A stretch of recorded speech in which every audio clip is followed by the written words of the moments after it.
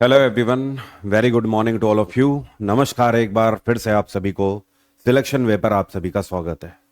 उम्मीद करता हूं क्लियरली मुझे सुन पा रहे होंगे और देख पा रहे होंगे। कल की डेट में हम लोगों ने इस बैच को स्टार्ट किया है। कल की क्लास में मैंने आपको इंट्रोडक्शन दिया था कि किस तरीके से इस बैच में जीएस को हम लोग आगे बढ़ाएंगे। Very good morning to all. आज की क्लास से हिस्ट्री का हम लोग आगाज करने जा रहे हैं और जिस तरीके का आगाज होगा उसी तरीके का अंजाम भी होगा, बशर्ते मेहनत आपको भी करनी है अपने जोर पर। मेरी तरफ से मैं कोई कसर नहीं छोड़ूंगा, आपकी तरफ से जब आप कोई कसर नहीं छोड़ोगे तो रिजल्ट एट द एंड बहुत अच्छा होगा। मतलब कहने का कि आपका सिलेक्शन आपको मिलेगा। शुरू करते हैं। आज का जो हमारा टॉपिक है, ये टॉपिक है प्री हिस्ट्री। प्री हिस्ट्री का मतलब है कि जहां से एक तरीके से हमारा इतिहास शुरू होता है उसके भी पहले का समय। एग्जाम्पल के तौर पर अगर हम ठीक से देखें तो हमें दूर दूर तक अगर कोई हिस्ट्री की शुरुआत होती हुई दिखाई देती है तो वो है इंडस वैली सिविलाइजेशन, मतलब सिंधु घाटी सभ्यता। उससे पहले का हमें इतिहास तो पता ही नहीं है। तो आज की क्लास में हम लोग बात करेंगे उससे भी पहले की, क्योंकि इतिहास जो लोग पढ़ाते हैं वो इंडस वैली सिविलाइजेशन से ही शुरुआत करते हैं। लेकिन मैं उससे शुरुआत ना करके उससे भी पहले प्री हिस्ट्री की आज बात करने वाला हूं। मतलब स्टोन एज की मैं बात करने वाला हूं। स्टोन एज का मतलब है पत्थरों का युग जिसको बोलते हैं। मेरी बात आप समझ पा रहे हैं? ठीक है। अब मैं चाहता हूं कि मैं आपसे आगे बहुत फ्लो में बात करूंगा कि जैसे यहां पर एक वर्ड लिखा हुआ है 10,000 वर्ष पूर्व, या इधर लिखा हुआ है 10,000 ईयर एगो, या फिर एग्जाम्पल के तौर पर मैंने कहा 10,000 BCE। तो इसका मतलब क्या है? ये BCE का मतलब क्या है? या फिर कहीं पर आपको लिखा मिल रहा है 91 AD। इसका मतलब क्या है? ये सारी डेट्स हैं क्या? तो आगे बढ़ने से पहले सबसे पहले हम अपना आज यही डाउट क्लियर करेंगे कि भाई BCE AD इन सब का मतलब क्या है, यूज इनको कैसे किया जाता है, तो इसको समझेंगे।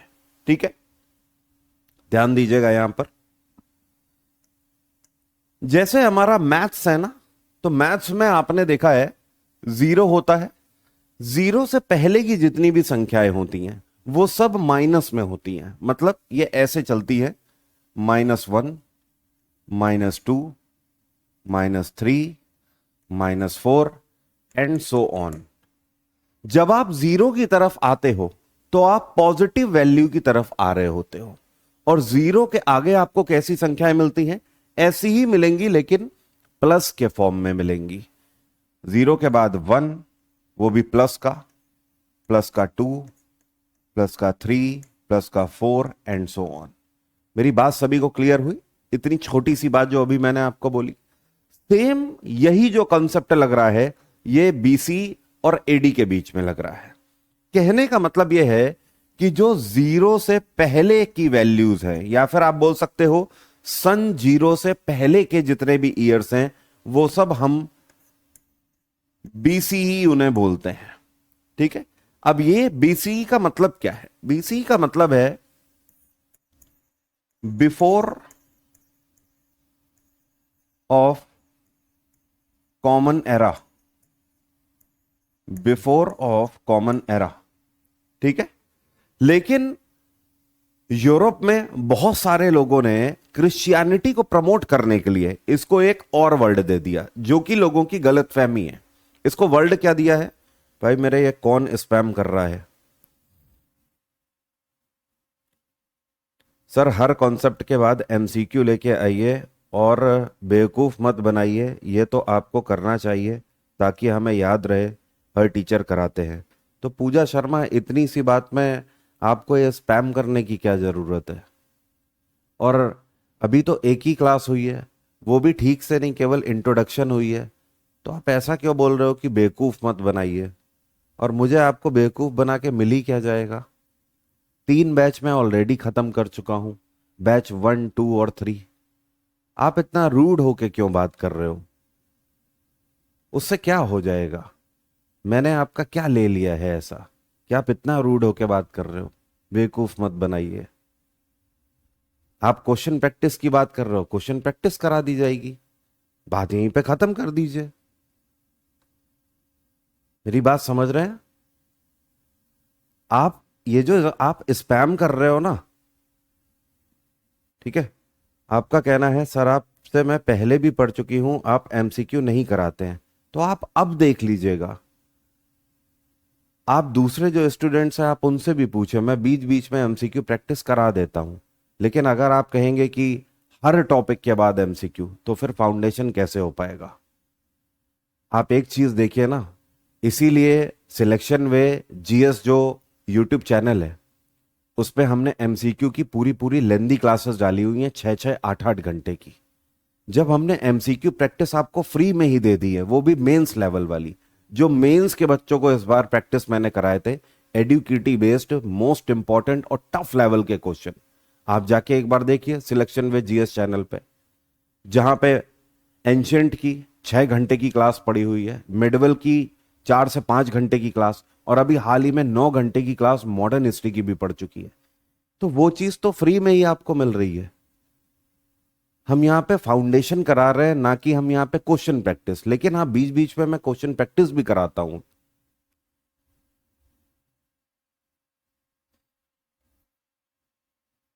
मैं कोशिश पूरी करूंगा कि मैं क्वेश्चन प्रैक्टिस करा दूं, ठीक है, बेफिक्र रहिए। आप अगर यहां पे ज्यादा ध्यान देंगे तो बेटर होगा सभी के लिए। मैं आप सभी को बोल रहा हूं, प्लीज स्पैम मत करिएगा। अब देखिए इसको बोलते क्या है, before of common era. Before of common era इसका करेक्ट मीनिंग है, लेकिन क्रिश्चियनिटी को प्रमोट करने के लिए यूरोपियन रीजन में लोगों ने इसे कहना शुरू कर दिया बिफोर क्राइस्ट। क्राइस्ट का मतलब उन्होंने इस वजह से इसको प्रमोट करना शुरू किया कि ईसा मसीह के जन्म के पहले का समय। अब ईसा मसीह का जन्म कब हुआ था यह भी ध्यान रखिएगा। जो जीसस क्राइस्ट का जन्म है, इनका जो जन्म हुआ था यह हुआ था करीब करीब माना जाता है 6 से 4 बीसीई में। ध्यान रखना माइनस में चलेगा, अगर बीसीई है तो माइनस में चलेगा, ठीक है। जब आप इधर की तरफ आएंगे तो प्लस की तरफ आएंगे, जब आप पीछे की तरफ जाएंगे तो आप माइनस में जाएंगे, ऐसे, ठीक है। या आप ये बोल सकते हो जब आप जीरो की तरफ आएंगे तो आपको घटती हुई संख्या दिखाई देगी, जब आप पीछे की तरफ जाएंगे तो बढ़ती हुई संख्या दिखाई देगी। तो ऐसा माना जाता है कि जीसस क्राइस्ट का जन्म 6 से लेकर 4 बीसी के बीच में हुआ होगा। बट जनरल तौर पर यूरोपियन रीजन में उन्होंने उसको बिफोर क्राइस्ट बोल दिया, जबकि सही वर्ड बिफोर क्राइस्ट नहीं है, सही वर्ड है बिफोर ऑफ कॉमन एरा। अब जो जीरो के बाद के ईयर्स हैं हमारे, उनको क्या बोलते हैं? उनको हम लोग बोलते हैं एनो डोमिनी। क्या बोलते हैं? एनो डोमिनी, या ब्रैकेट में एडी, इसको हम लोग बोलते हैं, ठीक है। अब हिंदी की अगर बात करें तो जो बीसी है इसी को क्या बोल देते हैं? ईसा पूर्व बोलते हैं। क्या बोलते हैं? ईसा पूर्व। अब ये हिंदी का वर्ड वहां पे तो दिया नहीं गया था, तो हिंदी का वर्ड जो आज की डेट में आपको मिल रहा है ना, ईसा पूर्व, इसका मतलब ही है ईसा मसीह से पूर्व का समय, जीरो से पूर्व का समय, ठीक है। जबकि यहां पर एनो डोमिनी का मतलब क्या होता है? तो एनो डोमिनी एक लैटिन भाषा का वर्ड है, और लैटिन में एनो डोमिनी का मतलब होता है हमारे प्रभु के वर्ष में, हमारे प्रभु के वर्ष में, ठीक है। अब आपको इससे भी क्लियर हो रहा है कि हां, जीरो में कहीं ना कहीं यूरोपियन रीजन में यह मान्यता है कि हां, ये ईसा मसीह के जन्म का समय है। यही कारण है कि जीरो के बाद के जितने भी ईयर हैं उन सभी को मार्क करने के लिए उन्होंने इसको एनो डोमिनी नाम दिया। एक चीज आपके दिमाग में आ रही होगी कि कई बार जब आप पढ़ते हैं तो आपको पता लगता है कि बार बार बात हो रही है कि इंग्लिश के जितने भी वर्ड हैं वो सब लैटिन भाषा से आए हुए हैं, ठीक है। जैसे कि एग्रीकल्चर हो गया, ये लैटिन भाषा से ही निकला हुआ वर्ड है। इवन मैं आपको बताऊं, अंग्रेजी के 60% करीब वर्ड जो है वो लैटिन से ही निकले हैं। अब ये लैटिन भाषा इतनी ज्यादा इंपॉर्टेंट क्यों है? उसका कारण यह है कि प्राचीन काल में एक रोमन अंपायर हुआ करता था। क्या हुआ करता था? Roman umpire. और रोमन अंपायर में सबसे ज्यादा तौर पर बोले जाने वाली भाषा या आप ये बोल सकते हो वहां की आधिकारिक भाषा जो थी वो थी क्या, लैटिन भाषा। ठीक है, तो लैटिन भाषा रोमन अंपायर की ऑफिशियल लैंग्वेज थी। तब तक अंग्रेजी का कोई उत्थान ही नहीं था। ठीक है, अंग्रेजी कोई नहीं जानता था। लैटिन वर्ड जो है ये काफी खड़े वर्ड हैं। जैसे कि आप ये बोल सकते हो हमारे देश में आप पंजाब और हरियाणा की तरफ जाएं तो वहां पर आपको खड़ी बोली मिलेगी, बहुत ज्यादा ठेठ बोली मिलेगी। वैसे ही यूरोपियन रीजन में जो लैटिन भाषा है ये थोड़े कड़े शब्दों वाली भाषा थी। आगे चल के इसी भाषा से कई पोलाइट वर्ड निकाले गए। ठीक है, जैसे कि फ्रेंच बनी इसी से, स्पेनिश बनी इसी से, इटालियन बनी इसी से, पोर्चुगीज बनी इसी से। ठीक है, तो पुर्तगाली भाषा, इटली की भाषा, स्पेन की भाषा या फिर फ्रांसीसी भाषा, ये सब लैटिन की ही देन है और ये काफी पोलाइट वर्ड से मिलाकर बनाई गई भाषाएं हैं। यही कारण है कि यूरोपियन रीजन में इन चारों भाषाओं को क्या बोला जाता है, रोमांस लैंग्वेज भी कहा जाता है। क्या कहा जाता है, रोमांस लैंग्वेज, क्योंकि इनका ओरिजिन है लैटिन भाषा और लैटिन भाषा काफी सख्त लहजे वाली भाषा थी, वॉरियर्स की भाषा कहलाती थी। उसको बड़ा पोलाइट करके ये भाषाएं बनाई गई हैं। यही कारण है कि ये रोमांस लैंग्वेज कहलाती है। और आज की डेट में जो अंग्रेजी भाषा जो कि यूनिवर्सल लैंग्वेज कही जाती है उसके 60% वर्ड निकले हुए लैटिन से ही है। तो क्लियर हो रहा है कि ये बीसी और एडी का दबदबा कहां से बना हुआ है, ये बीसी और एडी वर्ड कहां से निकल के आए हुए हैं। क्लियर हुई इतनी बात सभी को? बहुत छोटी सी चीज मैंने आपको बताई हुई है। इतिहास को आगे समझने से पहले आपको यह पता होना चाहिए कि बीसी और एडी का कंसेप्ट क्या है। आई होप इतनी बात सभी को समझ आ गई होगी। अब सीधे आगे बढ़ते हैं। यह टाइमलाइन है जो कि आपको ध्यान रखना होगा। जैसे कि जब हम बात करते हैं 2 लाख बिफोर क्राइस्ट से 3500 बिफोर क्राइस्ट तक, ठीक है, तो आप देखिए 2 लाख वर्ष पहले, वो भी 0 के 2 लाख वर्ष पहले से लेकर 3500 बिफोर क्राइस्ट तक का जो समय है इसको हम लोग बोलते हैं प्री हिस्टोरिक पीरियड, प्रागैतिहासिक काल। मतलब कहने का यह है कि जब इतिहास भी नहीं बना है उससे भी पहले का समय। इसकी खास बात क्या है, मानव इतिहास का प्रारंभिक चरण है जब कोई लेखन प्रणाली मौजूद नहीं थी।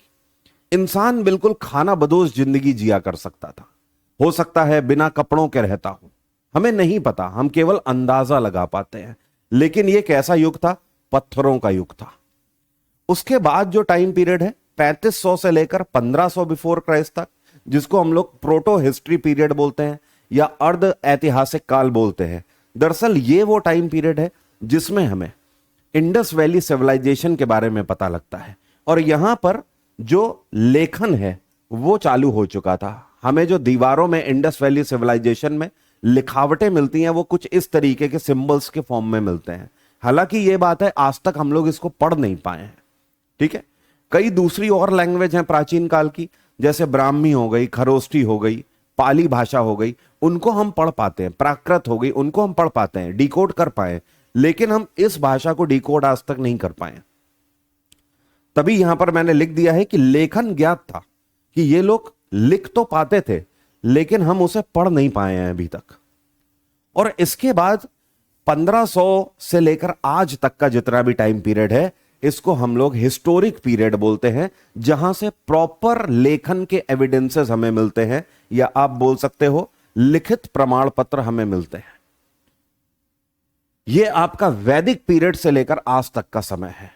मतलब पहले इंडस वैली सिविलाइजेशन है, इंडस वैली सिविलाइजेशन के बाद वैदिक पीरियड है और वैदिक पीरियड में ही वेदों की रचना करी गई है।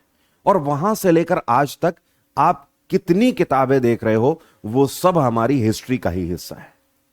तो आज की क्लास में हम लोग ना इसकी बात कर रहे हैं ना इसकी बात कर रहे हैं, हम लोग किसकी बात करने जा रहे हैं, इस टेन्योर की बात करने जा रहे हैं। मेरी बात आपको समझ आई?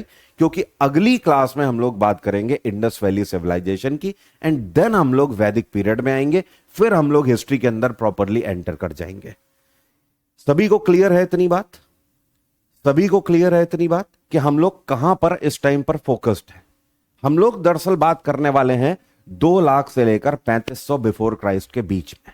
अब इस बीच में क्योंकि लेखन प्रणाली मौजूद ही नहीं थी, कुछ लिखा ही नहीं गया है, तो सिर्फ हम पत्थरों के थ्रू अंदाजा लगा पाते हैं। हमें जिस तरीके के पत्थरों की बनावट मिली है अलग अलग तरीके की, उससे हम अंदाजा लगाते हैं कि क्या क्या होता रहा होगा यहां पर। अगर इस पूरे टेन्योर की हम बात करें, बहुत बड़ा टाइम पीरियड है ये, 2 लाख बीसी से पहले, करीब करीब 2 लाख वर्ष का इतिहास। लेकिन इसमें अगर हम बात करें तो ना ही हमें युद्धों के बारे में पता है, ना ही हमें संधियों के बारे में पता है, ना ही किसी राजा महाराजा के बारे में पता है। क्यों? एट द एंड उसका कारण है कि लेखन प्रणाली मौजूद ही नहीं थी। तो जब कुछ लिखा ही नहीं गया है तो हमें पता ही नहीं है, लेकिन हम अंदाजा लगाते हैं कि यह पूरा पत्थर का युग हुआ करता होगा, क्योंकि जिस तरीके के पत्थरों की बनावट हमें मिली हुई है उससे पता लगता है कि इंसान किस तरीके से प्रगति कर रहा था। तो स्टार्ट करते हैं इस टेन्योर को। जो हमारा पाषाण काल है, जो पत्थरों का युग है, उसको भी हमने 3 हिस्सों में विभाजित किया हुआ है। कौन सा? सबसे पुराना जो टाइम पीरियड है 2 लाख से लेकर 10,000 बीसी तक, इसको हम लोग बोलते हैं पूरा पाषाण काल। अंग्रेजी में बोले तो पैलियोलिथिक पीरियड। लिथिक का मतलब क्या है? पाषाण। लिथिक का मतलब क्या है? पाषाण, स्टोन या पत्थर आप बोल सकते हो। और पैलियो का मतलब क्या है? ओल्ड। तो ये सबसे पुराना पाषाण काल है। उसके बाद उससे नया आया जो कि 9000 से लेकर 4000 बीसी तक के बीच का समय है। यहां पर बीसो का मतलब है मध्य, लिथिक का मतलब है पाषाण, मध्य पाषाण काल। और फिर लास्ट में आएगा हमारा नियोलिथिक पीरियड। लिथिक का मतलब पाषाण है और नियो का मतलब नया है। 7000 बीसी से लेकर लगभग 1000 बीसी तक। नाउ कुछ लोगों के नाम आपको ध्यान रखने हैं जिन्होंने पाषाण काल के बारे में हमें खोज कर कई सारी जानकारियां दी हुई हैं। इनके बारे में कई बार क्वेश्चन बनाता है। जैसे कि एक नाम आप ध्यान रखोगे, सर जॉन लुबॉक। इन्होंने क्या किया? इनकी एक किताब है जिसका नाम है प्री हिस्टोरिक टाइम्स। इसमें इन्होंने इसी प्रागैतिहासिक काल के बारे में पहली बार लिखा था। यही वो व्यक्ति हैं जिन्होंने अपनी किताब में लिखकर हमें बताया कि एक पूरा टेन्योर या इतिहास का एक हिस्सा ऐसा भी है जहां पर सिर्फ और सिर्फ पत्थरों की ही इंपॉर्टेंस हुआ करती थी। इंसान का जो जीवन है वो पूर्ण रूप से पत्थरों पर ही बेस्ड था या पाषाण के ऊपर ही बेस्ड था। और इसी को इन्होंने क्या नाम दिया? Pre historic period. दूसरा नाम आप ध्यान रखोगे, ये भारत के लिए बहुत इंपॉर्टेंट है। इनका नाम है रॉबर्ट ब्रूस फुट। इन्होंने क्या किया? 1863 में तमिलनाडु में पल्लवरम में पहली बार पूरा पाषाण उपकरण खोजे थे। मतलब ये वो व्यक्ति हैं जिन्हें पाषाण काल के नोक और धारदार पत्थर मिले पहली बार। कहां पर? तमिलनाडु रीजन में। तो इन्होंने यह भी बताया कि भारत भी इसका हिस्सा रहा है। भारत में भी पाषाण काल में लोग हुआ करते थे। और फिर आप एक नाम ध्यान रखोगे, अरुण सोनाकिया। इनका नाम आप क्यों ध्यान रखोगे? मध्य प्रदेश में हथनोरा में इन्होंने होमो इरेक्ट की खोपड़ी की खोज करी। मतलब ये पहले ऐसे व्यक्ति हैं जिन्होंने पाषाण काल के टेन्योर के मानो स्केलेटन का जो हेड है उसकी खोज करी। उसकी जो खोपड़ी है वो इन्हें जमीन के नीचे मिली। तो ये 3 नाम बहुत इंपॉर्टेंट हैं। कैसे कैसे क्वेश्चन पूछेगा? क्वेश्चन ऐसे पूछता है कि सबसे पहले प्रागैतिहास के बारे में अपनी किताब में बताने वाला व्यक्ति कौन है? आंसर होगा सर जॉन लुबॉक। दूसरा आपसे क्वेश्चन पूछेगा भारत में पाषाण काल के बारे में सबसे पहले ज्ञात करने वाले व्यक्ति कौन है? तो आपका आंसर होगा रॉबर्ट ब्रूस फुट। और तीसरा क्वेश्चन ऐसे पूछा जाता है कि पाषाण काल में इंसान के होने के अवशेष सबसे पहले किसने ज्ञात किए? तो आंसर होगा अरुण सोनाकिया। नाउ भारतीय पुरा पाषाण काल के विकासात्मक चरण कैसे हैं? तो अगर हम बात करें लोअर पैलियोलिथिक पीरियड की, जो सबसे पुराना है, उसको हम क्लासिफाई कर सकते हैं 2 लाख से लेकर 1 लाख बीसी तक। मिडिल पैलियोलिथिक की अगर हम बात करें, मतलब आप देख रहे हो अब हम केवल पुराने पाषाण की ही बात कर रहे हैं, हम पैलियोलिथिक की बात कर रहे हैं, मीसोलिथिक या नियोलिथिक की हम बात नहीं कर रहे हैं। पैलियोलिथिक की भी जब हम बात करें तो उसको भी हमने 3 काल में बांट दिया है। लोअर पैलियोलिथिक सबसे पुराना, उससे नया मिडिल पैलियोलिथिक और उससे भी नया अपर पैलियोलिथिक। ठीक है, क्योंकि जब हम छोटे छोटे हिस्सों में इनको डिवाइड कर लेंगे तो हम आसानी से समझ पाएंगे। नाउ सबसे पहले वाले की बात करते हैं, लोअर पैलियोलिथिक की। 2 लाख से लेकर 1 लाख बिफोर क्राइस्ट तक का ये जो समय है। अब इसके बारे में हमें कहां से पता लगा? तमिलनाडु में पल्लवरम में जो हमें पहली बार पता लगा, तो यह हस्त कुठार के बारे में पता लगा। हस्त कुठार है क्या? पत्थरों की ऐसी बनावट जिसको हाथों में लेकर डेली के आदमी काम अपने आसान करता हो। हमें आइडिया मिलता है, हमें जिस तरीके से पत्थरों की बनावट मद्रास वाले रीजन में मिली हुई है, वहां से हमें पता लगता है कि इंसान का लगभग जो जीवन पूरा हुआ करता था, उसमें सबसे ज्यादा इंपॉर्टेंस पत्थर ही रखता था। अब यहां पर पत्थरों की बनावट हमें कैसे मिली हुई है?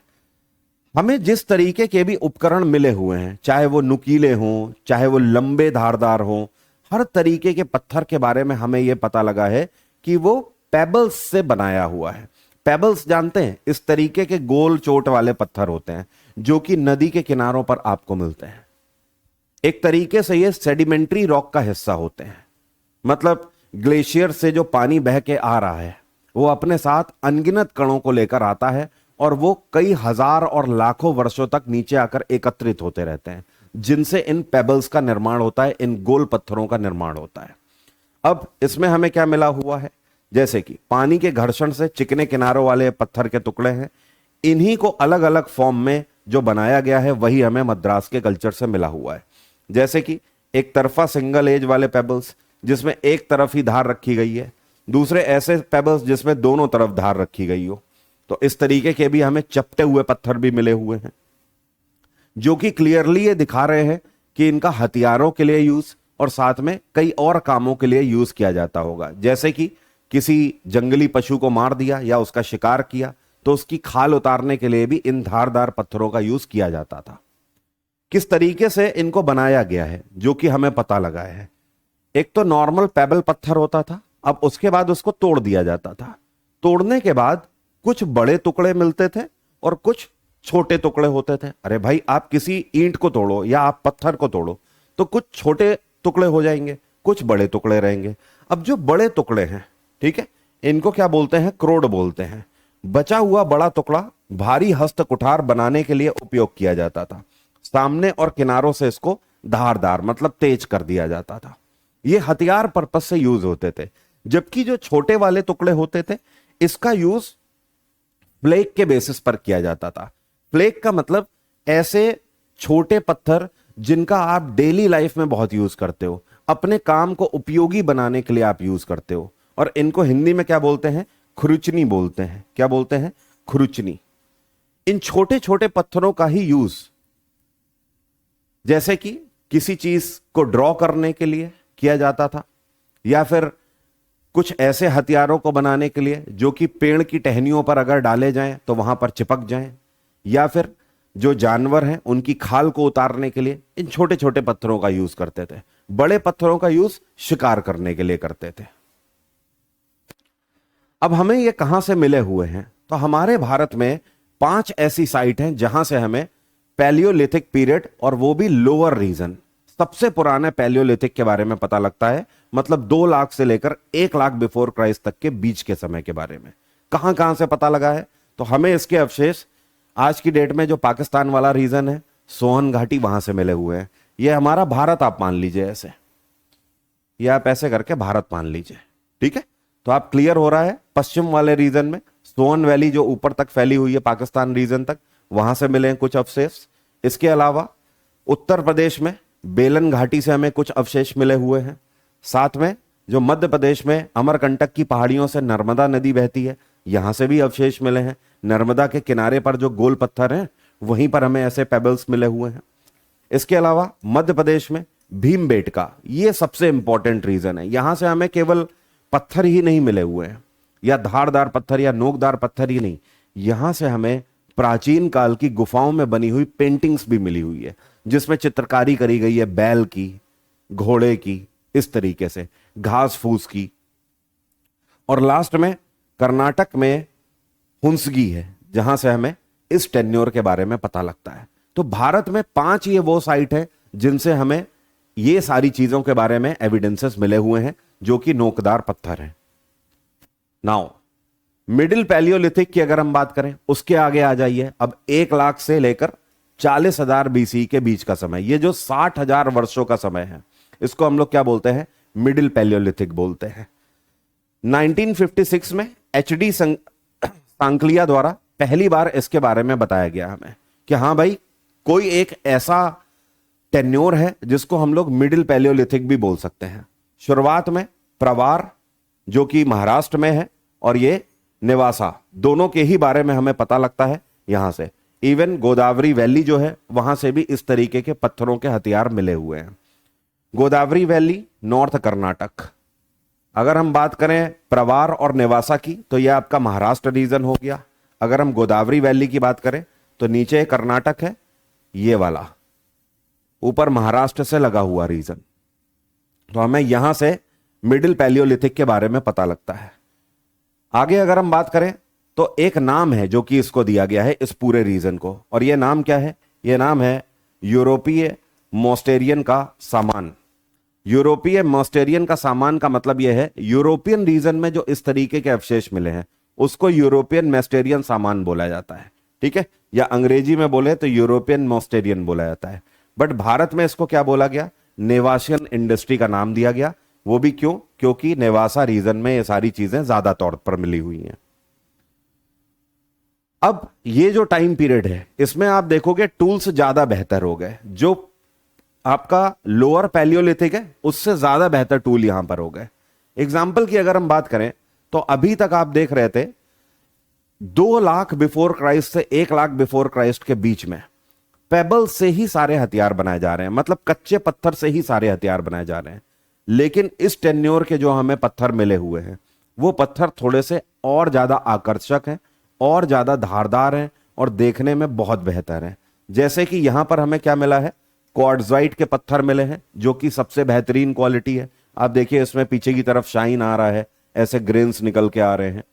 दूसरा एक हमें चर्ट पत्थर मिला हुआ है। चर्ट के अलावा जैस्पर, ये लाल पत्थर होता है, इस पे भी धार दिए हुए हथियार मिले हुए हैं। और साथ में फ्लिंट जो कि चमकते हैं। तो आप देखो जो मिडिल वाला जो पैलियोलिथिक पीरियड है, ठीक है, यहां पर पहले से बेहतर हो गए हैं। पत्थर का सिलेक्शन हम करने लगे, जिससे हमें यह पता लगता है कि अब हम पत्थरों का भी सिलेक्शन करने लगे। अब हम कच्चा पत्थर नहीं ढूंढ रहे हैं, अब हम कुछ आकर्षक पत्थर ढूंढ रहे हैं और उन आकर्षक पत्थरों को उठाकर फिर उसको धार दे रहे हैं, ठीक है। इवन अगर हम बात करें यहां पर तो टूल टाइपोलॉजी में हमें खुरचनी मिली है, स्क्रैपर्स। सेकेंड थिंग, बुरिन्स मिला हुए हैं। अब देखो स्क्रैपर्स का यूज क्या होता है? स्क्रैपर्स का यूज एक बड़ा हथियार बनाने के लिए किया जा रहा है, ठीक है। अब उससे छोटे जो हैं ये ब्यूरिन्स। ब्यूरिन्स की खास बात यह है कि ये लंबाई में है लेकिन इनमें धार जो है ये स्क्रैपर से ज्यादा है। क्लियर हो रही है बात? तो कई बार ये स्क्रैपर के अगले हिस्से में ऐसे करके लगा दिए जाते हैं और उससे भी छोटे और पतले जो हैं बिल्कुल नोकदार जो हैं उनको बोरर्स बोलते हैं। हिंदी में भेदक वर्ड जो है ना, उसी से बना हुआ बेधक वर्ड है ये। और इसका भालों के लिए यूज किया जाता था या फिर किसी जगह पर छेद करने के लिए इसका यूज किया जाता था। तो आप देख रहे हो पहले से कहीं ज्यादा बेटर हथियार भी अब बन गए हैं मिडिल वाले पीरियड में। नाउ मध्यपुरा पाषाण काल में हमें अवशेष कहां पर मिले हुए हैं? तो जैसे अभी आपने देखा कि ओल्ड पैलियोलिथिक के जो अवशेष है वो हमें 5 जगहों से मिले हुए हैं। यहां पर आप देखिए हमें कहां कहां से मिले हुए हैं। वेस्ट एंड नॉर्थ वेस्ट की अगर हम बात करें तो राजस्थान में बूढ़ा पुष्कर और डिडवाना से मिले हुए हैं।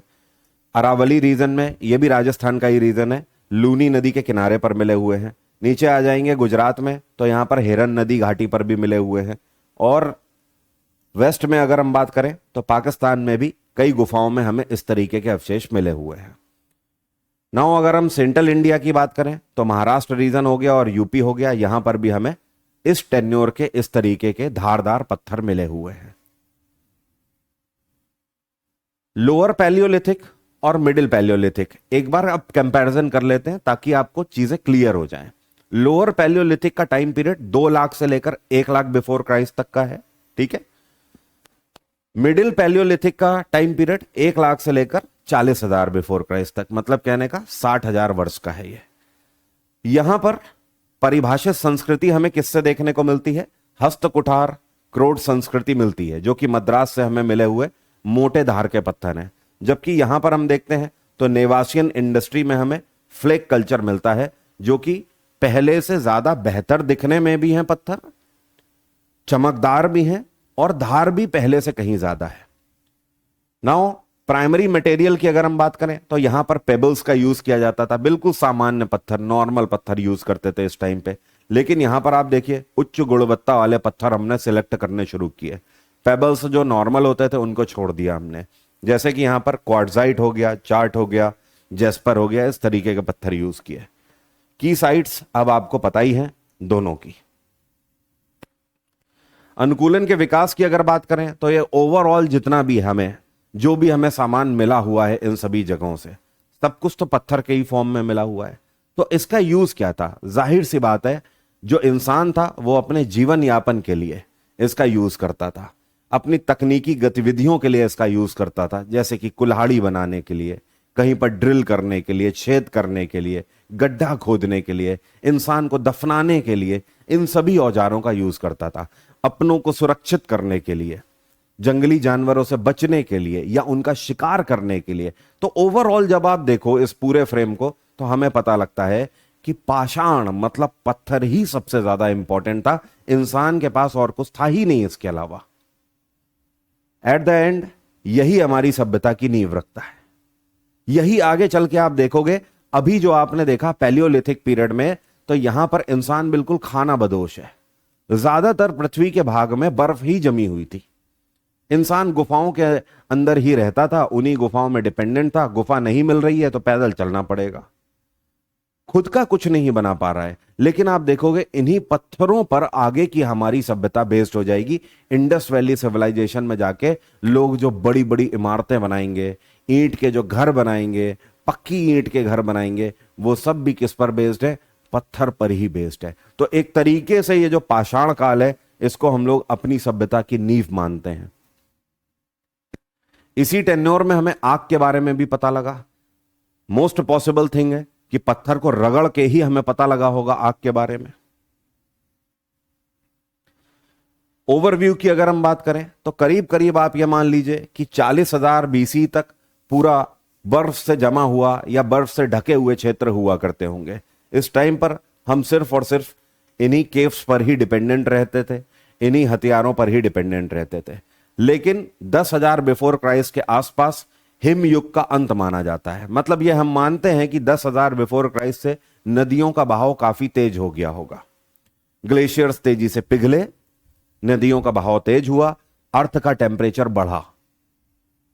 नाउ थोड़ा और आगे आते हैं तो 9,000 BC में हमें उसके आसपास रहन सहन के भी संसाधन देखने को मिलते हैं कि इंसान ने नाव का आविष्कार कर लिया होगा, इंसान छोटे छोटे अपने फूस के घर बनाकर रहने लगा होगा।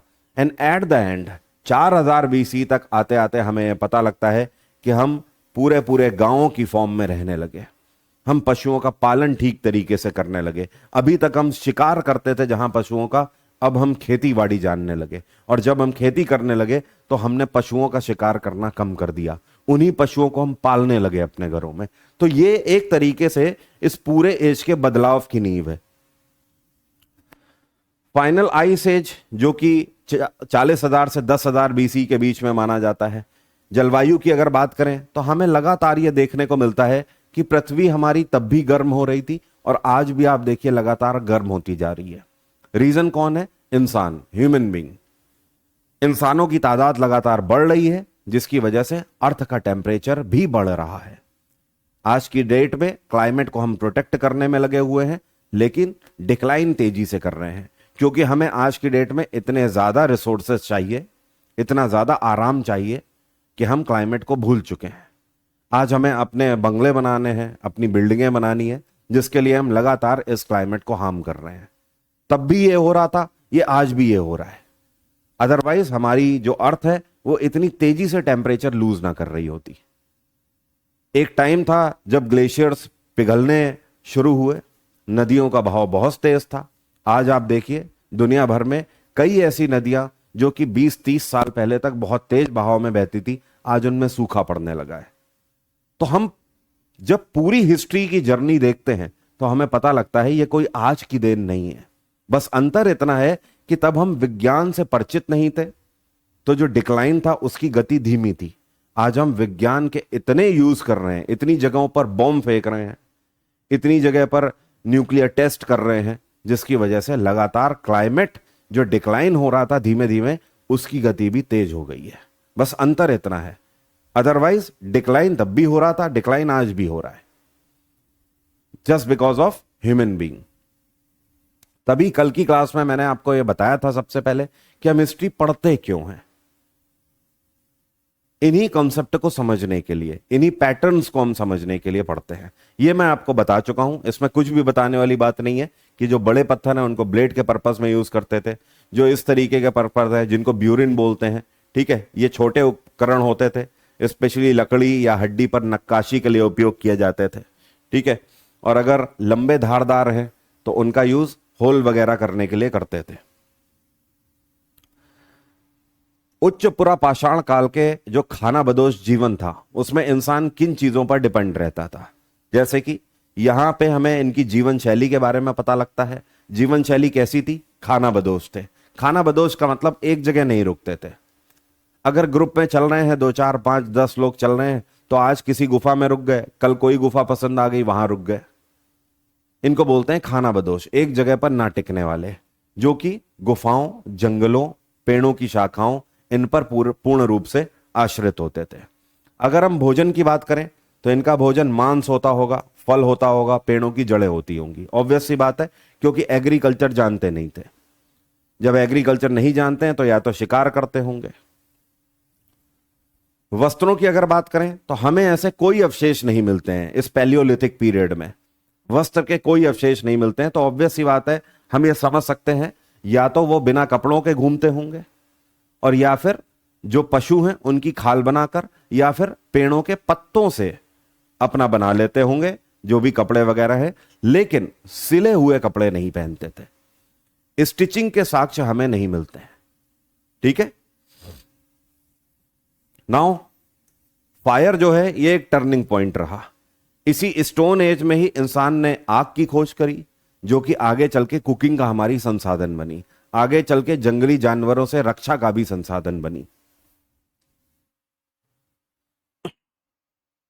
जब हम बर्थ ऑफ आर्ट की बात करते हैं तो अभी मैंने आपको बताया था, ये जो साइट है मध्य प्रदेश की भीमबेटका, ये साइट इंपॉर्टेंट सबसे ज्यादा इसलिए है क्योंकि यहां पर इन गुफाओं में हमें वो धारदार नुकीले पत्थर तो मिले ही हैं, साथ में इन गुफाओं में जो हमें नक्काशी मिली हुई है, या आप बोल सकते हो जो पेंटिंग मिली हुई है, इस पेंटिंग को आप क्लियरली देख सकते हो। इसमें जंगली जानवर, इसमें पालतू जानवर, इसमें इंसान को दर्शाया गया है। इंसान के हाथों में अलग अलग तरीके के औजारों को दर्शाया गया है, जो कि यह बताता है कि इंसान का जीवन इसी तरीके का हुआ करता होगा। मोस्ट ऑफ द केसेस में लाल रंग का यूज किया गया है या सफेद रंग का यूज किया गया है सबसे ज्यादा तौर पर। बाकी हरा वगैरह रंग बहुत नॉमिनल यूज किए गए हैं। लाल और सफेद 95% यूज किया गया है कलर इसमें।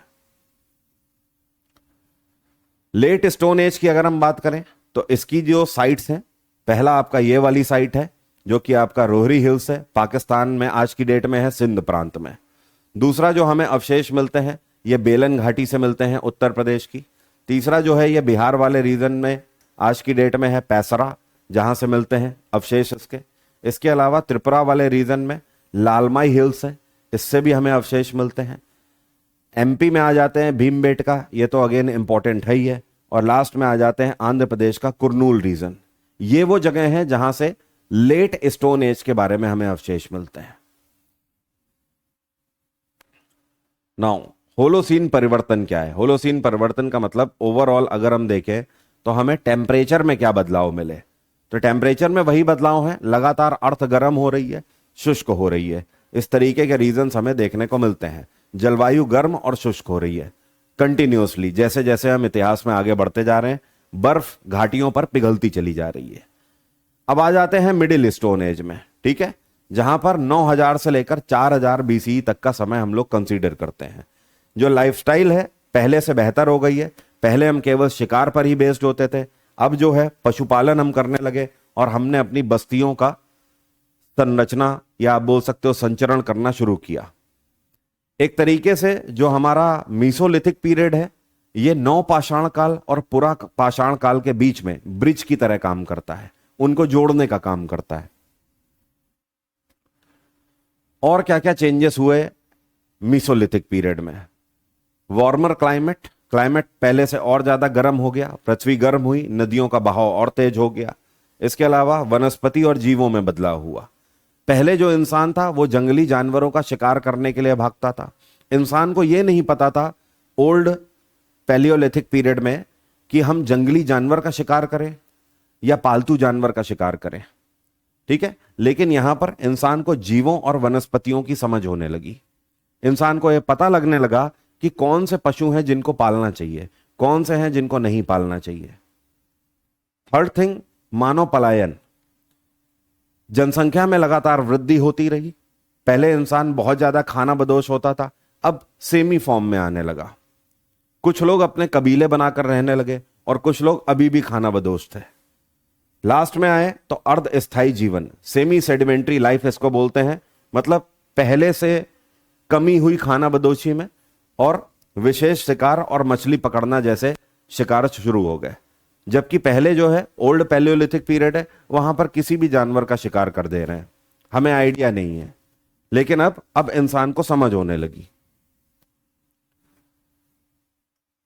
माइक्रोलिथ रेवोल्यूशन हम लोग किसको बोलते हैं? एक वर्ड यूज किया जाता है प्री हिस्ट्री में जिसको बोलते हैं सूक्ष्म पाषाण काल। कभी कभी पूछ देता है आपसे इस तरीके का क्वेश्चन कि सूक्ष्म पाषाण काल का संबंध इनमें से किससे है? तो उसमें ऑप्शन ऐसे देगा, सूक्ष्म जीवों से है, सूक्ष्म पत्थरों के टुकड़ों से है, या ऐसे पत्थर के टुकड़े जो कि धारदार नुकीले होते थे और डेली यूज में काम में आते थे, इस तरीके से, या उपरोक्त में से कोई नहीं। ऐसे आपको क्वेश्चन देगा। तो ध्यान रखिएगा, सूक्ष्म पाषाण हम लोग किसको बोलते हैं? ऐसे बिल्कुल छोटे छोटे पत्थरों की बनावट मिली हुई है। आप ये मान लीजिए 5 से लेकर 10 सेंटीमीटर के बीच के, या आप मान लीजिए 3 से 10 सेंटीमीटर के बीच के इतने बड़े बड़े या उससे छोटे, बिल्कुल छोटे पत्थर इस तरीके के नुकीले, कुछ इस फॉर्म में, कुछ इस फॉर्म में, हर तरीके के फॉर्म में, ट्राइंगल फॉर्म में आपको मिल रहे हैं, जिनका यूज कहीं ना कहीं जो भाले हैं उनके आगे या तीरों के आगे किया जाता था। स्पेशली इनका यूज तीरों के आगे किया जाता था, तीर को नुकीला बनाने के लिए। यहां पर समझते हैं यूज कैसे करते थे। या तो ब्लेड के फॉर्म में भी करते थे, कोर के फॉर्म में भी करते थे, चारों तरफ से नुकीला है, चारों तरफ से धारदार है, गोल फॉर्म में है, या फिर ये पॉइंट फॉर्म में है जिसका भाला बनाने के लिए यूज करते थे, या तीर का एक बड़ा हिस्सा बना सकते हैं।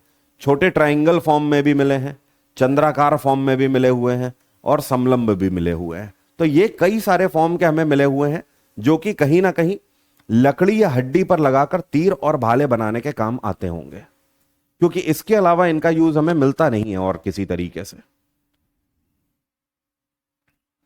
पशुपालन और बस्तियां अब होने लगी। पहले हम लोग पशुपालन नहीं करते थे, अब हम जानवरों के करीब आने लगे। साथ में अपनी बस्तियों का निर्माण करके इंसान रहने लगा। मिडिल स्टोन एज में अपर पैलियोलिथिक और मीसोलिथिक के बीच में अंतर क्या है? मतलब कहने का कि जो पूर्व पाषाण काल है, जो सबसे पुराना पाषाण काल है, उसका आखिरी स्टेज और मीसोलिथिक का बिल्कुल स्टार्टिंग स्टेज, इसके बीच में अंतर क्या है? तो टाइमलाइन देख लीजिए, 40,000 से 10,000 बिफोर क्राइस्ट।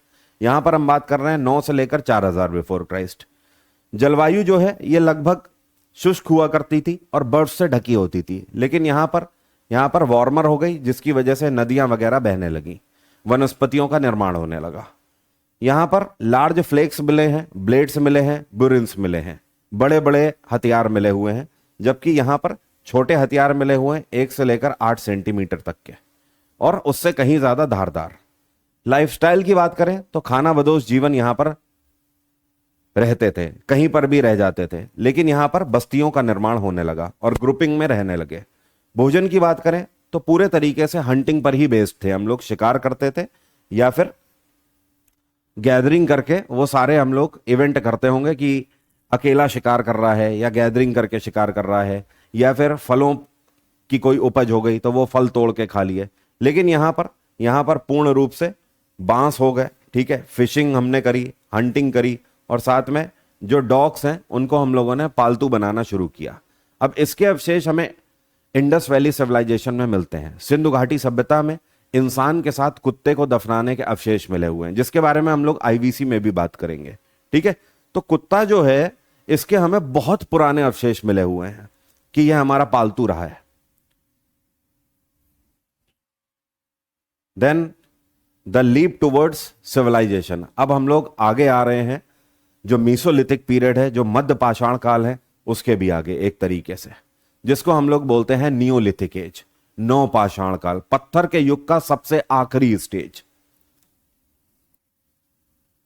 जिसका टाइम पीरियड लगभग हम लोग मानते हैं 8000 से 6000 बीसी या उसके भी आगे इवन, लेकिन इसकी शुरुआत हम लगभग यहां से मानते हैं। ठीक है, long term experimentation over generation, मतलब ये जो टेन्योर हमें मिला है, ये जो सबसे लास्ट का पाषाण काल है, यहां पर हमें यह पता लगता है कि हम अपनी जनरेशंस, अपनी कई पीढ़ियों में एक्सपीरियंस लेते हुए आए हैं, जिससे कि हमें क्या मिला, लोकल एनवायरमेंट कंडीशंस मिली, domestics of plants and animals, हमें यह पता लगा कि हमें कौन सी वनस्पतियां खानी है, कौन सी वनस्पतियां कंज्यूम नहीं करनी है।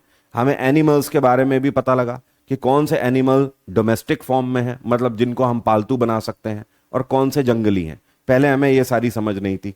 और क्या हमें समझ आई कि हमारा जीवन कैसे बेहतर हो सकता है।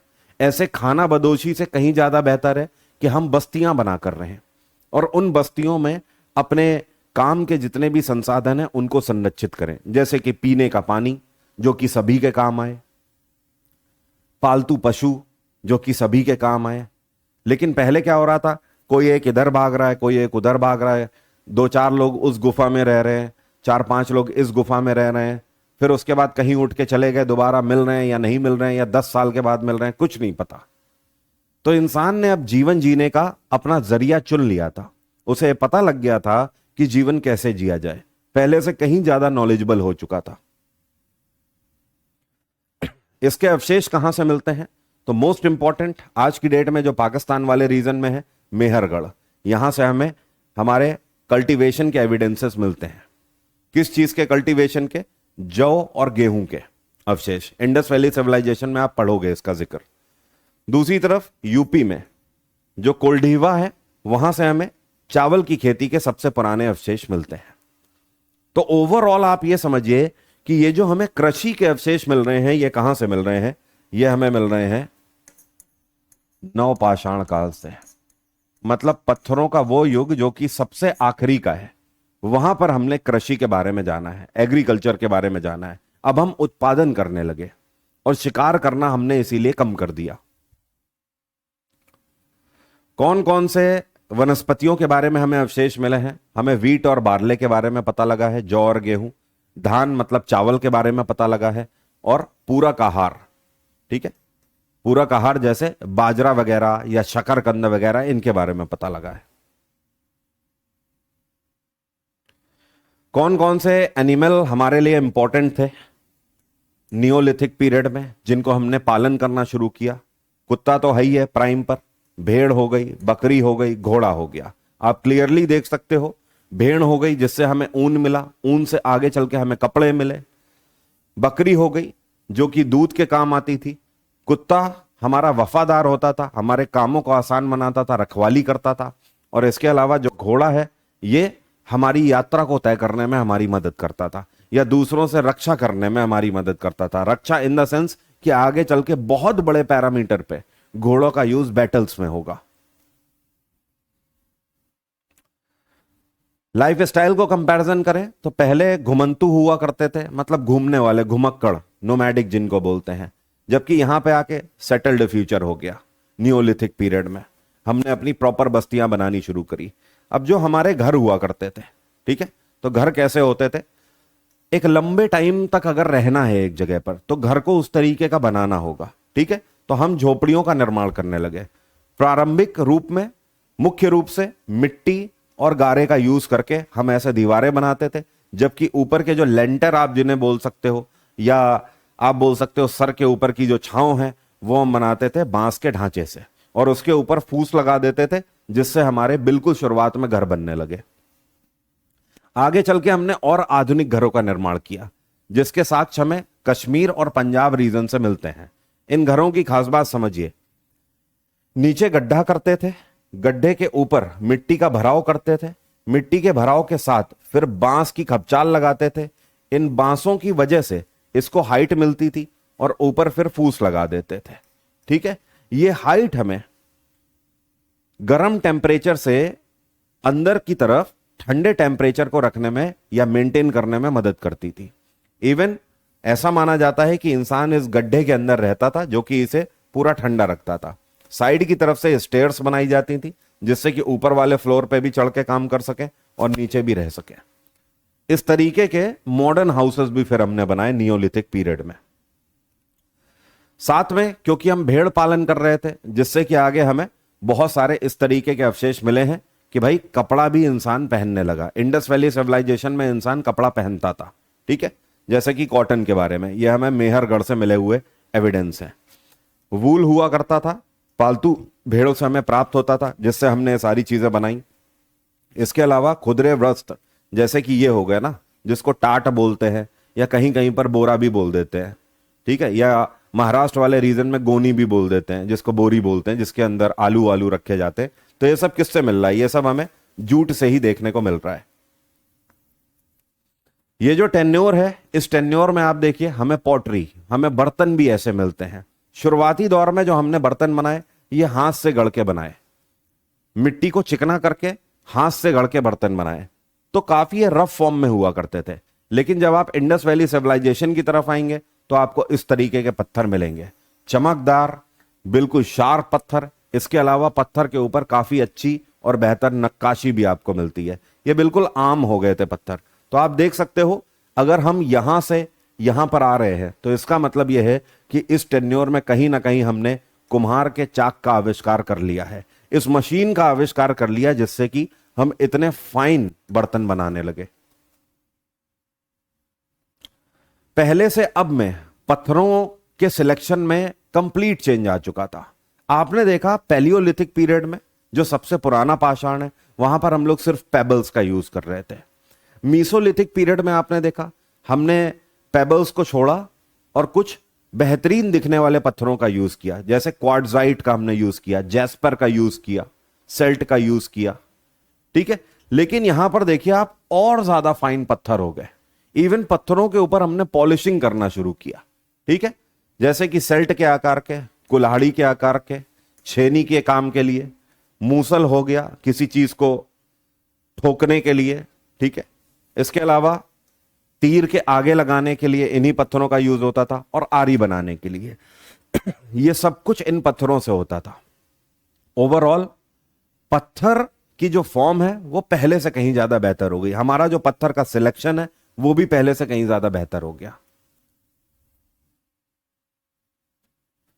अगर हम बिलीफ्स की बात करें तो जैसे जैसे हम नियोलिथिक पीरियड की तरफ आ रहे हैं, मतलब नवपाषाण काल की तरफ आ रहे हैं, आप देखोगे कि इंसान का बिलीफ अब नेचर से हटता जा रहा है थोड़ा।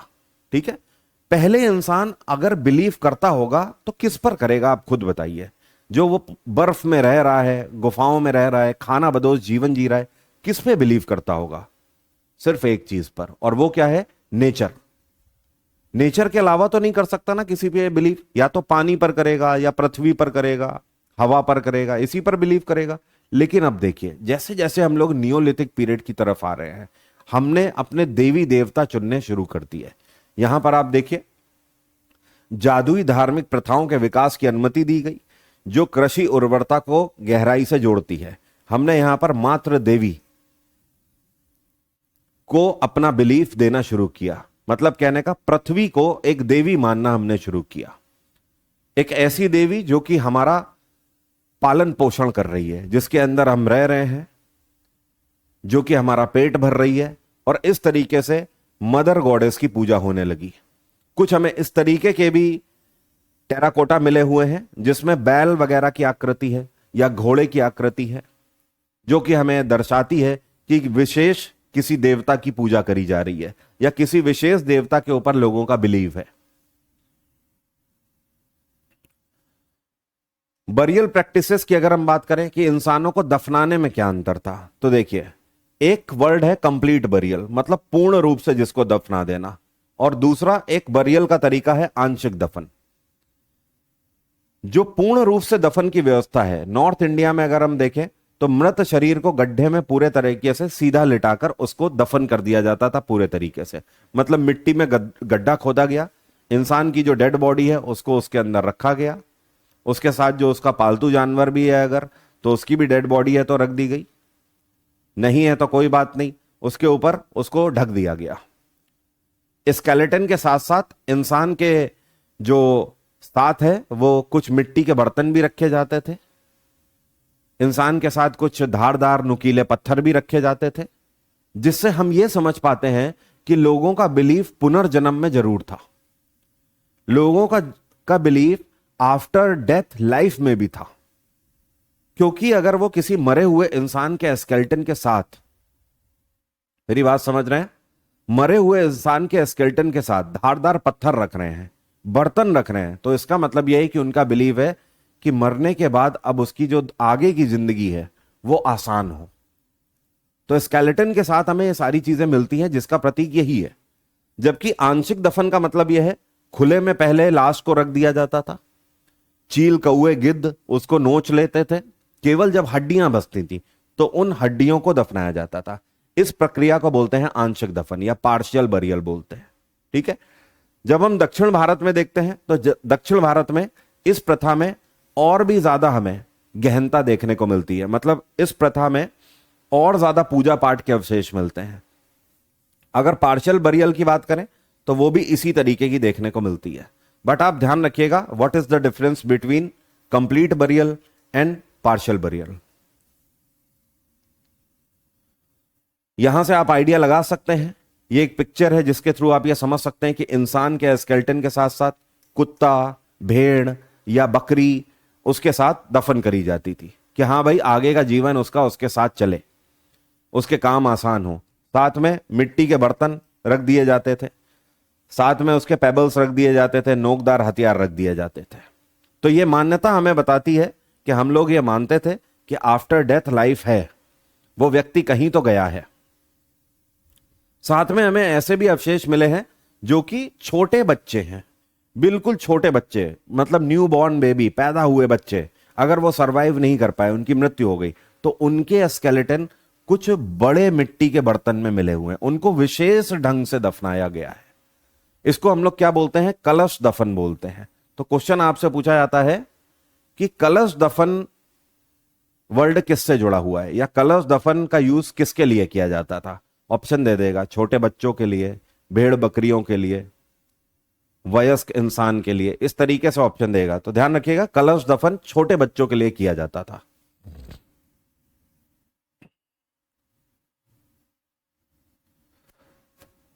मानो कि अगर लाइफ में हम देखें तो आप देखिए हम कहां से कहां तक जर्नी तय कर चुके थे। सबसे पहले हम केवल सिंबल्स की भाषा में बात करते थे, हंटिंग वगैरह पर ही पूर्ण रूप से बेस्ड थे। जबकि आगे वाले स्टेट में आते हैं तो हंटिंग के साथ साथ डांसिंग, जियोमेट्रिक डिजाइन, ये सब हमें मिले हुए हैं गुफाओं से, जो कि हमें बताते हैं कि हमारी लाइफ का ये सारी चीजें हिस्सा थी। डांस करते हुए हमें दिख रहे हैं, दैट मीन्स कि कई सारे कल्चर को हम लोग मानने लगे थे। और आगे जब हम आते हैं तो आप देखिए एग्रीकल्चर के बारे में हम जान गए, हमने पशुपालन करना शुरू कर दिया, ठीक है, खेतीबाड़ी करना शुरू किया, हंटिंग वगैरह हमने कम कर दी, हमें वनस्पतियों का ज्ञान होने लगा। और आगे आ जाते हैं, देन आप देखिए अर्ली हिस्टोरिक रिप्रेजेंटेशन, बड़े बड़े अब हम लोग किले आगे चल के बनाएंगे, राजे महाराजे होने लगेंगे, वॉरियर्स होने लगेंगे, विवाह की प्रथाएं होने लगेंगी, राजे महाराजे एक दूसरे को नीचा दिखाने में लग जाएंगे, समाज में कुछ कुप्रथाओं का जन्म होगा। कुछ हमें ऐसी भी आकृतियां मिली हुई हैं जिनको हम लोग क्या बोलते हैं? एक्सरे स्टाइल शैली। अब ये एक्सरे शैली क्या है? इन पेंटिंग्स में जो इंसान है या फिर कोई जानवर है, उसके इंटरनल पार्ट्स को या इंटरनल ऑर्गन्स को दर्शाया गया है इस तरीके से। जैसे आज की डेट में आप बायोलॉजी की किताब में देखते हो ना, इंटरनल ऑर्गन्स को ऐसे रिप्रेजेंट किया जाता है। तो ये कोई आज की देन नहीं है, ये आज से कई हजार वर्षों पहले इंसान इस तरीके की पेंटिंग बना के चला गया है। इसका मतलब यह है कि उसे ये पता होता था कि कौन सा ऑर्गन कहां पर है, उसे इस बात की पूर्ण नॉलेज थी। साथ में आप देख रहे हो आसपास इंसानों के मुंह पे अलग अलग जानवरों की आकृतियां बनाई हुई हैं।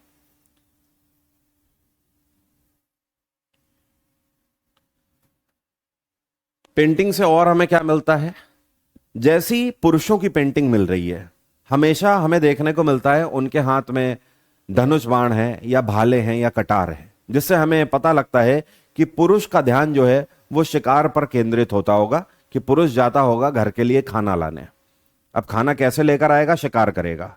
साथ में पुरुषों को जो इन पेंटिंग्स में दर्शाया गया है, गुफाओं में जो पेंटिंग मिली है उसमें हमेशा खुले बालों को लेकर दर्शाया गया है, जबकि दूसरी तरफ महिलाओं की जो पेंटिंग बनाई गई है वो खाना वगैरह बनाते हुए बनाई गई है। तो आप ये बोल सकते हो कि जो महिलाएं हैं उनका भोजन संग्रहण और तैयारी पर केंद्रित था ध्यान। साथ में महिलाओं के बालों को गुथा हुआ दर्शाया गया है, ठीक है, बंधा हुआ दर्शाया गया है, चोटी की फॉर्म में दर्शाया गया है, जबकि पुरुषों के बाल बिल्कुल खुले हुए दर्शाए गए हैं। यह आपको पता ही है, विश्वास प्रणालियां हमारी मृत्यु के बाद की थी, और इस तरीके से इतना सिस्टमैटिक रूप से अगर दफनाया जा रहा है, इसका मतलब हमारा मृत्यु के बाद का जो जीवन है उस पर बिलीफ बहुत ज्यादा था। कहां कहां से हमें ये मीसोलिथिक पीरियड की साइट्स जिनके बारे में पता लगा है, अभी हम लोग पहले भी डिस्कस कर चुके थे, यहां पर एक बार फिर से दे दिया है ताकि आपको पीडीएफ में रिवीजन करने के लिए आसान हो जाए।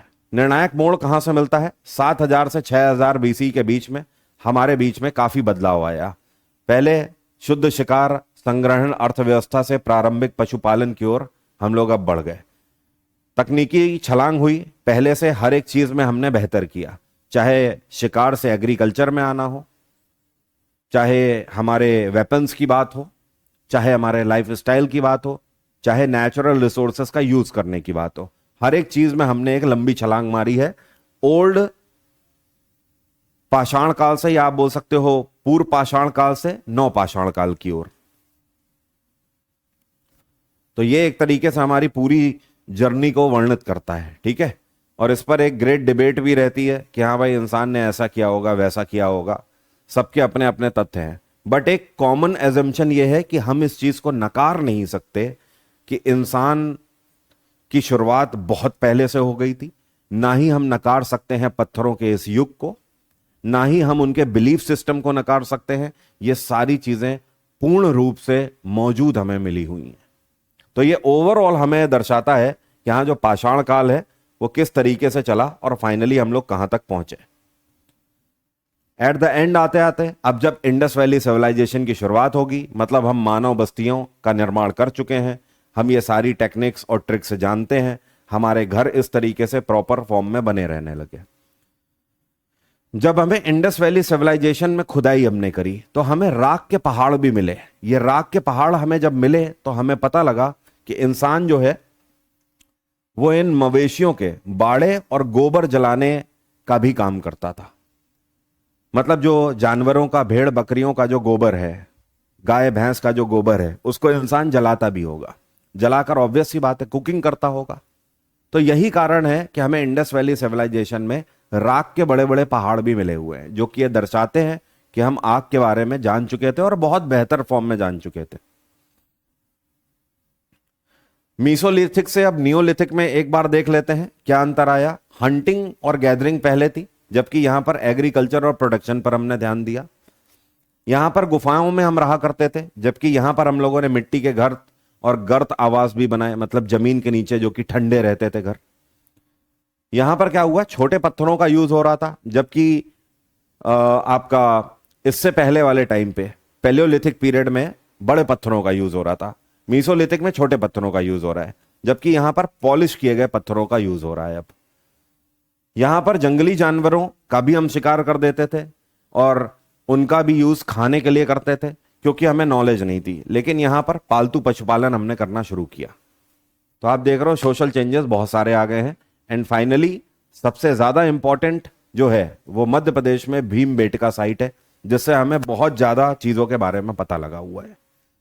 तो ये आपका स्टोन एज है। जितना मैक्सिमम हो सकता था उतना मैक्सिमम मैंने इसको एक्सपेंड करके आपको बताया है, एक एक चीज खोल के। कल भी मैंने आपको बताया था कि मैं एंशिएंट से अगर शुरू करूंगा तो एंशिएंट थोड़ी सी फैक्ट बेसिस पर ज्यादा है, जहां पर चीजें आपको समझनी होगी। लेकिन एक बात बताऊं, एंशिएंट सबसे आसान भी है, इसीलिए क्योंकि एंशिएंट में कोई इफ एंड बट नहीं है। एंशिएंट में कोई कहानियां आपको बहुत ज्यादा नहीं मिलती हैं। तो केवल जो फैक्ट है एक बार आपने पढ़ लिया आपको याद हो जाते हैं, जबकि मिडिवल और मॉडर्न इंटरेस्टिंग बहुत है लेकिन वो थोड़ी सी टफ भी है। कारण क्या है, वहां पर कहानियां हैं, अलग अलग बुक्स में अलग अलग तथ्य हैं। तो एंशंट से ही स्टार्ट कर रहे हैं, नहीं ये सारी चीजें लिखनी नहीं पड़ेंगी। एक बार फिर से बता देता हूं, कल भी मैंने आपको बताया था कि नोट्स कैसे मेंटेन करने हैं। कल भी मैंने आपको बताया था कि जितना मैं यहां पर स्लाइड्स में पढ़ा रहा हूं ये सब आपको नोट नहीं करना है। आप खुद सोच कर देखिए, जितनी भी स्लाइड्स में मैंने आपको पढ़ाया ये सब आपको पीडीएफ फॉर्म में तो मिल ही जाना है। थोड़ी देर में क्लास जैसे ही आपकी रिकॉर्डेड फॉर्म में अपलोड होगी वहीं नीचे पीडीएफ का ऑप्शन आएगा, डाउनलोड कर लीजिएगा, ये पूरी एनोटेशन के साथ आपको मिल जाएगी। तो फिर आप कॉपी में क्यों नोट करने में टाइम जाया करोगे। मैंने आपको कल बताया था ना, आपको नोट्स बनाने हैं। अब कैसे नोट्स बना सकते हो देख लीजिए, लेकिन बार बार क्लास में नहीं बताऊंगा, आज फिर से बता रहा हूं। कल भी मैंने कहा था ये बार बार नहीं बताऊंगा। नोट्स अगर बनाने हैं सीधे एक पेज में नोट्स बन जाएंगे इतने आज की पूरी क्लास के। स्टोन एज 3 कौन से सर ने पार्ट बताए, पैलियोलिथिक पीरियड, मीसोलिथिक पीरियड और नियोलिथिक पीरियड। हिंदी में लिखना चाहे हिंदी में लिख लीजिए, पूर्व पाषाण काल, मध्य पाषाण काल, नव पाषाण काल। अब यहीं पर इनके टाइम पीरियड लिख लीजिए, ठीक है। अब पैलियोलिथिक में भी हमने 3 हिस्सों में डिवाइड किया, वो भी लिख लीजिए नीचे। मीसोलिथिक में लिख लीजिए, नियोलिथिक में लिख लीजिए, ठीक है। अब चेंजेस क्या थे, तो यहां पर 2 पॉइंट डाल दीजिए। शिकारों पर ही जीवन था, खाना बदोश जीवन था, आइस एज भी इसको कहा जाता है। जबकि मीसोलिथिक में आएंगे, शिकार से कृषि में परिवर्तित हुए, बस्तियां बनानी शुरू करी, ठीक है, और पालतू पशुओं का पालन शुरू किया। नियोलिथिक में आ जाइए, हथियारों में चेंज आया, पॉलिशदार हथियार बने, मानव बस्तियों का निर्माण हुआ, वनस्पतियों का ज्ञान हुआ, ये सारी चीजें खत्म हो गए, नोट्स खत्म हो गए। बस अब आप जब भी देखोगे इतना पढ़ लोगे आपको स्टोन एज के बारे में क्लियर हो जाएगा। पूरा स्टोन एज आपको इतनी स्लाइड्स थोड़ी पढ़नी होगी।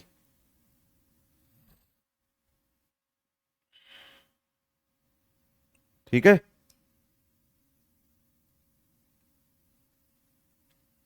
सर 20 लाख बीसी, हाँ वो 20 लाख है, शुरू में मैंने बोला वो मिस इंटरप्रेट हो गया होगा, वो 20 लाख ही है। चेक किया हुआ है अंकिता, वो 20 लाख ही है। शुरू में मैंने 20 लाख ही बोला था, देन वो मिस इंटरप्रेट हो गया है।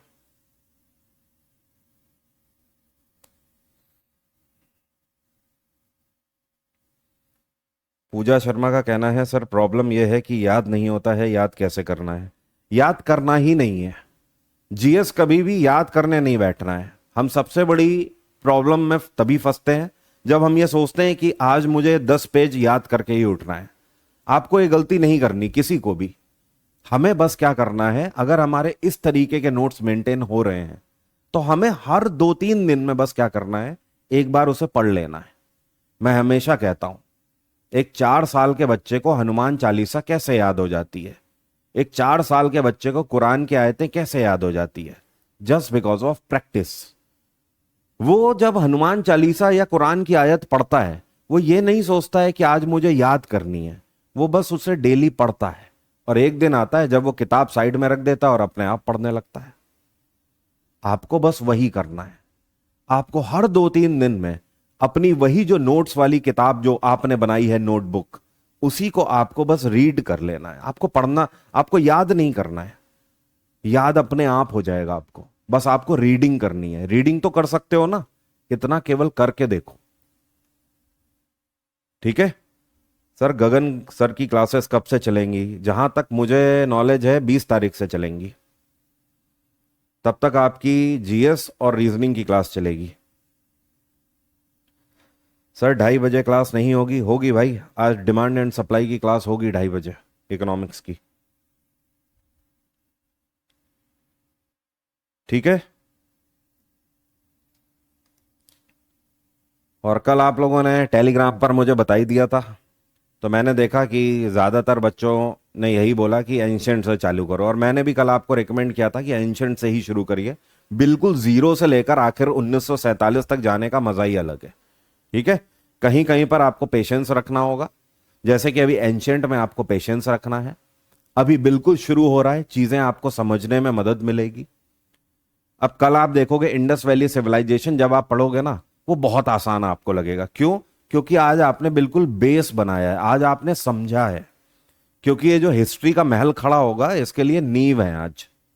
ये आपने नींव को समझा है कि हाँ, पत्थरों का ये जो काल था जिस पर हमारी पूरी हिस्ट्री जनरेट है, अब इन्हीं पत्थरों के ऊपर महल खड़े होंगे, राजे महाराजे फिर आएंगे, उनके बीच में लड़ाइयां होंगी। तो पत्थरों से ही शुरुआत हो, वही ज्यादा अच्छा है। और सिलेक्शन चाहिए तो आपको पेशेंस बनाना पड़ेगा। आपको हर क्लास में एंटरटेनमेंट नहीं मिलेगा। हो सकता है 4 क्लासों में एंटरटेनमेंट मिले, एक क्लास में फिर ना मिले, क्योंकि कुछ ऐसे टॉपिक है जिनमें एंटरटेनमेंट नहीं हो सकता। अब आप इन पत्थरों के बीच में कौन सा एंटरटेनमेंट ढूंढ लेंगे, आप बताइए, या कौन सी कहानी ढूंढ लेंगे? नहीं ढूंढ सकते। ठीक है, तो एंशिएंट में थोड़ा पेशेंस बनाकर रखिए। इंडस वैली सिविलाइजेशन कल अब आपको बहुत आसान लगेगा। उसके बाद वैदिक पीरियड आपको इंटरेस्टिंग भी लगेगा, क्योंकि वहां पर आपको चीजें समझ आने लगेंगी कि अब इंसान दिमाग लगाने लगा है, आपस में बंटने लगा है। ठीक है, चलिए आज की बात यहीं तक रखते हैं। कल सेम टाइम पर मुलाकात होगी इंडस वैली सिविलाइजेशन में। और क्वेश्चन प्रैक्टिस के लिए टेंशन मत लीजिएगा। ऐसा भी हो सकता है कि मैं जैसे स्टोन एज और इंडस वैली सिविलाइजेशन कवर करूं, फिर दोनों की प्रैक्टिस एक ही क्लास में करा दूं, ऐसा भी हो सकता है। बट मैं प्रैक्टिस कराता रहूंगा, उसके लिए आप बेफिक्र रहिए एकदम। चलिए, thank you everyone, bye, take care, have a nice day, आपका दिन मंगलमय हो। जय हिंद, जय भारत।